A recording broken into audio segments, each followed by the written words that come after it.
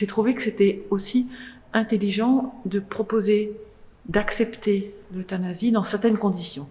Parce que moi, dans ma pratique de médecin, je suis régulièrement, et j'ai toujours été régulièrement interpellée par des patients qui demandaient l'euthanasie dans des conditions médicales très difficiles. Et je trouvais qu'il était normal de pouvoir accéder à leurs besoins, c'est-à-dire de mourir dans des bonnes conditions. Alors, avant la loi, on n'avait que la sédation, et après la loi, on a pu dialoguer avec les gens et préparer avec eux leur fin de vie. Donc, moi, je milite pour l'euthanasie dans un cadre de soins palliatifs.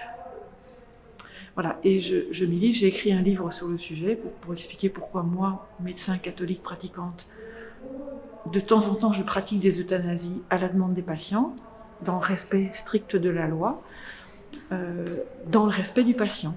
Alors pourquoi c'est bien que les Français viennent ? Parce que nous avons régulièrement, en tant que médecins de soins palliatifs, des demandes de patients français qui ne peuvent pas avoir accès à l'euthanasie et qui voudraient, à cause de leur souffrance, être soulagés.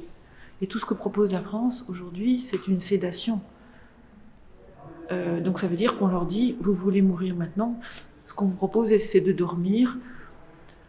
Alors, pour que ce ne soit pas trop difficile pour leur famille, c'est de dormir de façon courte, en contrôlant la quantité de temps qui reste. Donc je croise de temps en temps des médecins de soins palliatifs français. Certains sont très très mal à l'aise sur un plan éthique avec la sédation, qui remplace l'euthanasie belge. Et donc, moi je pense que la loi belge est beaucoup plus équilibrée, parce qu'elle permet le respect du patient et le respect aussi du soignant, puisqu'en tant que soignant, on peut toujours, si on estime que on n'est pas capable de le faire, ou prêt à le faire, ou en accord avec ça, on peut refuser de le faire, et un autre médecin prendra le relais. Donc il n'y a évidemment pas d'obligation de le faire, mais l'obligation c'est d'écouter le patient et de le respecter.